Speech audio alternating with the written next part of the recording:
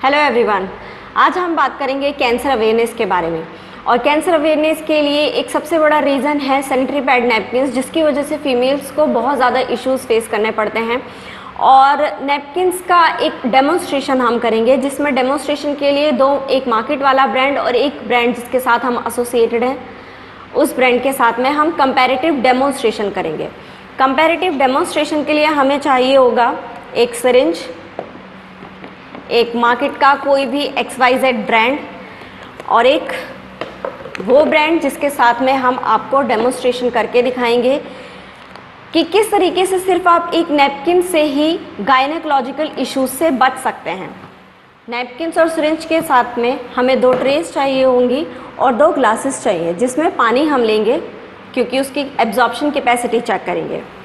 तो बात करते हैं हम डेमोन्स्ट्रेशन के लिए। डेमोन्स्ट्रेशन में हम 3 मेन पॉइंट्स पर बेसिकली बात करेंगे। फर्स्ट हमारा रहेगा पैकेजिंग, दोनों प्रोडक्ट्स को कंपेयर करेंगे। देन हम चेक करेंगे एब्जॉर्प्शन कैपेसिटी, दोनों प्रोडक्ट्स की कितनी एब्जॉर्प्शन कैपेसिटी होती है। एंड देन विल चेक कि उसका मटेरियल किस तरीके से बना हुआ है, क्या चीज़ उसमें यूज़ हुआ है जिसका वो मटेरियल बना है। बात करते हैं मार्केट का कोई भी XYZ आप ब्रांड ले लीजिए, जिसको आप एक बार ओपन करेंगे तो आप उसे एयरटाइट पैक नहीं कर सकते हैं। एयरटाइट पैकिंग नहीं होगी, इट मीन्स उसमें एयर के साथ साथ बैक्टीरियाज एंटर करेंगे। एंड जब आप उसमें से एक नैपकिन निकालेंगे, इस तरीके से फोल्ड करके या कपड़े में लपेट के या न्यूज़पेपर में रैप करके आप उसको अपने अलमीरा में या कहीं पर भी रख देंगे, जिसकी वजह से उसमें बैक्टीरियाज और जर्म्स वगैरह एयर के साथ एंटर कर जाते हैं। बात करते हैं सिंगल पीस की। सिंगल पीस आप देख रहे हैं ये यहाँ से खुला हुआ होता है, ओपन होता है। एंड ड्यूरिंग मेंस्ट्रुएशन के टाइम पे, पीरियड्स के टाइम पे फीमेल एक नैपकिन ही अपने बैग में कैरी करके चलते हैं। और बाहर जब जाते हैं इन्वायरमेंटल पोल्यूशन बहुत ज़्यादा होता है, बैग हम डेली वॉश नहीं करते हैं, उसमें भी काफ़ी सारे जर्म्स होते हैं, बैक्टीरियाज होते हैं। तो हाइजीन के पर्पज़ से अगर हम बात करें तो नैपकिन को यूज़ करने से पहले ही उसमें बैक्टीरियाज और जर्म्स एंटर कर चुके हैं। अब बात करते हैं एरीज ब्रांड की। आप देख सकते हैं Aries active oxygen and negative ions, ये एक ब्रांड है जिसकी पैकेजिंग से ही आप देख सकते हैं कि पूरी तरीके से यहाँ से सील्ड होता है। हम इसको ओपन करेंगे।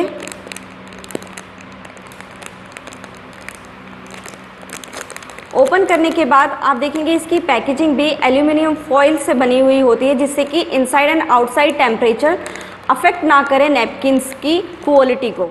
सिंगल पीस निकाल के हम इसको एयर टाइट पैक कर सकते हैं, इट मीन्स जर्म्स और बैक्टीरियाज इसमें एंटर नहीं करेंगे। बात करते हैं सिंगल पीस की। सेम वही पैकिंग है जैसे मार्केट के ब्रांड्स की होती है, बट ये यहाँ से क्लोज्ड होता है। आप जूम करके देखेंगे तो ये यहाँ से क्लोज्ड होता है। अगर सिंगल पीस हमारे बैग में है, हम बाहर कैरी करके जा रहे हैं, तो इन्वायरमेंटल पोल्यूशन हो या बैग का भी कोई पोल्यूशन हो, हमारे नैपकिन्स को हाइजीनिकली अफेक्ट नहीं करेगा और सेफ रहेगा। यूज़ करने से पहले उसमें कोई जर्म्स और बैक्टीरियाज एंटर नहीं करेंगे। अभी हमने यहाँ पर दोनों नैपकिन्स, मार्केट वाला भी और एरीज ब्रांड भी, ट्रे पे लगा दिए हैं, जिससे कि हम दोनों का साइज़ भी मेजर कर सकते हैं। अभी हम इस पे चेक करेंगे कि एब्जॉर्प्शन कैपेसिटी एक्चुअल में कितनी होती है। एंड देन फिर हम इसके मटेरियल की बात करेंगे। दोनों नैपकिन्स को आप देख सकते हैं, एक में हम ब्लू कलर देख रहे हैं और एक में ग्रीन कलर देख रहे हैं। जब हम इसके मटेरियल पर बात करेंगे तो देखेंगे क्या एग्जैक्टली इसमें ये कलर होता है या कोई चिप होती है, क्योंकि हम बहुत सारे एड्स भी देखते हैं जिससे हमें बताया जाता है कि इसमें इस तरीके से चिप यूज़ हुई है, बट इन एक्चुअल सेंस ऐसा नहीं होता, क्योंकि हम में से कोई कभी भी नैपकिन की क्वालिटी है उसको टेयर आउट करके नहीं देखते हैं। हम चेक करते हैं एब्जॉर्प्शन कैपेसिटी को। एब्जॉर्प्शन कैपेसिटी के लिए हमने ये सिरिंज यूज़ किया है। इस सिरिंज में हम अब पानी लेंगे और इक्वल अमाउंट में पानी लें, इसीलिए सिरिंज का इस्तेमाल किया गया है। 50 ml ऑफ वाटर आप देख सकते हैं। 50 ml ऑफ वाटर पहले मार्केट वाले नैपकिन पे डाल देंगे, इससे इसको थोड़ा टाइम मिल जाएगा एब्जॉर्ब करने के लिए। And same amount of water 50 ml हमने एरीज ब्रांड पे डाल देते हैं। अगर हम स्टार्टिंग में देखें, दोनों की फर्स्ट लेयर को भी टच करके देखें, आप खुद से कंपैरिजन करना चाहते हैं तो दोनों की फर्स्ट लेयर भी आप टच करके देखेंगे तो आपको अलग ही एक कॉटनी और एक सिंथेटिक फील आएगा चाहे वो ये वाले नैपकिन की लेयर हो या इस वाले नैपकिन की लेयर हो। देख सकते हैं कुछ ही सेकंड्स के अंदर ये नैपकिन पूरी तरीके से इसमें वाटर जो है वो एब्जॉर्ब हो चुका है। आपको दिखाने के लिए हम यहाँ पे टिश्यू पेपर का यूज़ करेंगे, क्योंकि जैसे कि हम सभी जानते हैं टिश्यू पेपर से बहुत ही ज़्यादा मॉइस्चराइज भी जो होता है ना, मॉइस्चराइज़र से भी गीला हो जाता है। सो हम इसको चेक कर लेते हैं टिश्यू पेपर से कि दोनों में कौन सा ज़्यादा गीला है और कौन सा सूखा है। सिर्फ 50 ml ऑफ वाटर में हमने देखा है कि मार्केट वाला जो नैपकिन है वो इतना एब्जॉर्ब नहीं कर पाया है और गीला हो चुका है, और ये अभी भी ड्राई है।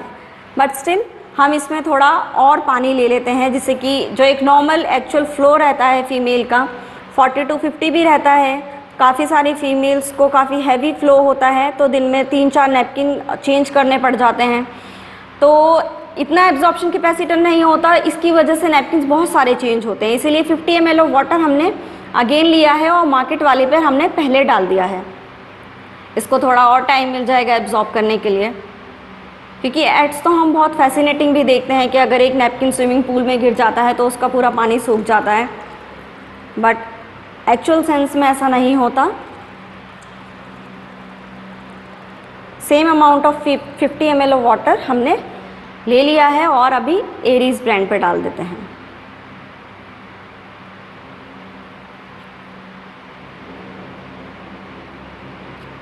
अगेन आप देखेंगे क्लोजली, अगर देखें तो इसमें एब्जॉर्प्शन कैपेसिटी आपको दिखती ही नज़र आएगी, कितनी जल्दी इसमें एब्जॉर्प्शन हो रहा है। इसकी बात करें तो 100 ml वाटर में इसमें पानी ऐसे ही निकल जाएगा ट्रे में से, जो एक रीज़न होता है साइड लीकेजेस का, जिसकी वजह से अगर हम ट्रैवल कर रहे हैं या किसी ऐसी सिचुएशन में है कि हम नैपकिन जल्दी से चेंज नहीं कर पाते हैं, तो क्या होता है फीमेल्स को कहीं ना कहीं माइंड में भी सबकॉन्शियसली कॉन्शियसली ये लगा रहता है कि कहीं कोई स्टेन ना लग जाए। उसकी वजह से हमारा दूसरा काम भी हैम्पर होता है, हमारे माइंड का जो फोकस है वो कहीं ना कहीं खो जाता है। उसकी वजह से क्या होता है कि हमारी टेंशन और बढ़ जाती है। तो इस तरीके से इसमें हमने देखा, टिश्यू पेपर से ही देख लेते हैं।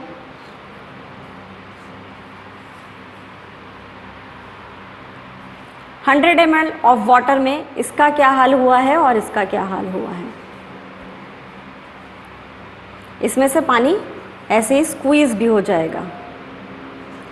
अब हम बात करते हैं इसको देख लेते हैं। इसको अगर हम कहीं से भी ऐसे प्रेस करेंगे तो कोई पानी नहीं निकलेगा, कोई साइड लीकेज की टेंशन नहीं है। 100 ml वाटर के बाद हमने इस चीज़ को देख लिया है। अब हम बात करते हैं दोनों की मटेरियल की।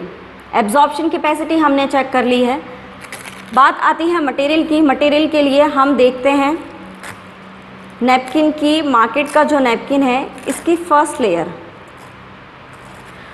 और बात अब यहाँ से शुरू होगी डिसीज़ेस की भी, कि क्यों फीमेल्स को आजकल इतने ज़्यादा गायनेकोलॉजिकल इश्यूज़ हो रहे हैं, इतने इश्यूज़ को फेस करना पड़ता है कि कभी कभी काम की भी छुट्टी लेनी पड़ती है, पेट में दर्द होता है, कमर में दर्द होता है, और भी XYZ बहुत सारे इश्यूज़ होते हैं।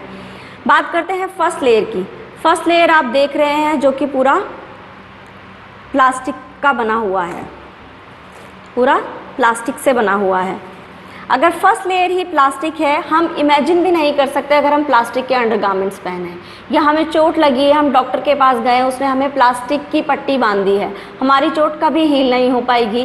प्लास्टिक के अंडरगारमेंट्स पहनेंगे, हमारी बॉडी को ब्रीदेबिलिटी नहीं मिलेगी, ब्रीदिंग नहीं हो पाएगी। हम ये चीज़ इमेजिन भी नहीं कर सकते हैं कि अगर हम एक दिन बिना सांस लिए रह सकते हैं तो 7 दिनों तक या 5 दिनों तक हम अपने ऑर्गन को, जो इतना सेंसिटिव ऑर्गन होता है, उसको 5 दिन तक या 7 दिन तक बिना सांस लिए कैसे रहने दे सकते हैं। बात आती है सेकेंड लेयर की। इस सेकेंड लेयर में ही सारे इश्यूज़ बनते हैं। सारी फीमेल्स को जितनी भी गायनेकोलॉजिकल इश्यूज़ होते हैं, ये सबसे बड़ा रीज़न होता है। करंट WHO की स्टडी को भी, अगर हम रिपोर्ट को भी स्टडी करते हैं तो देखेंगे कि 75% रीज़न माना जाता है गायनेकोलॉजिकल इश्यूज़ का, इवन कैंसर का, ये मार्केट के सैनिटरी पैड नैपकिन्स, जिसकी वजह से कैंसर होता है, सिस्ट जिसको रसोली बोलते हैं वो वाली प्रॉब्लम हो जाती है, फेलोपियन ट्यूब में स्वेलिंग आ जाती है, इवन फीमेल्स को कंसीव करने में भी बहुत प्रॉब्लम होती है, जिसको हिंदी में बोले तो बच्चा नहीं ठहर पाता है। सेकेंड लेयर की बात कर रहे हैं। सेकेंड लेयर में हमने यहाँ देखा है कि एक ब्लू कलर हमें दिख रहा है। जब ये पूरा नैपकिन बनाया जाता है, हमने फर्स्ट लेयर देखी है प्लास्टिक की है, लास्ट लेयर देखेंगे वो भी प्लास्टिक की है, पूरा पैड प्लास्टिक से ही बना हुआ होता है। इंडिया में 1.25 करोड़ की पॉपुलेशन है और 20% फीमेल्स को डेली पीरियड्स होते हैं, तो इतना प्लास्टिक कहाँ से आएगा? ये वही प्लास्टिक होता है नॉर्मली जो फेंक दिया जाता है, जिसको रिसाइकल करके बनाया जाता है और रिसाइकलिंग का प्रोसेस किया जाता है, तो उसमें एक केमिकल एड ऑन हो जाता है ऑटोमेटिकली भी, जिसको बोलते हैं डाइऑक्सिन। और इस लेयर में टोटली डाइऑक्सिन होता है।